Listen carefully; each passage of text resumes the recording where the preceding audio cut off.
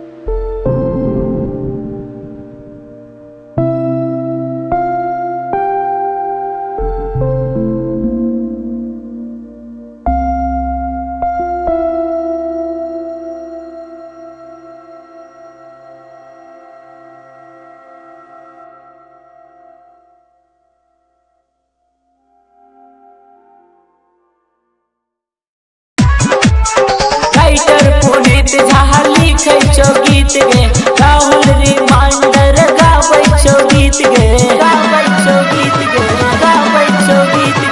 writer Puneet Jha लिखै छौ गीत गे राहुल रिमाइंडर गाबै छौ गीत गे सुनु है उजड़ वाली में आबू रोशन प्रिंस के पर लगाबू सूरज गुड्डू के नचाबू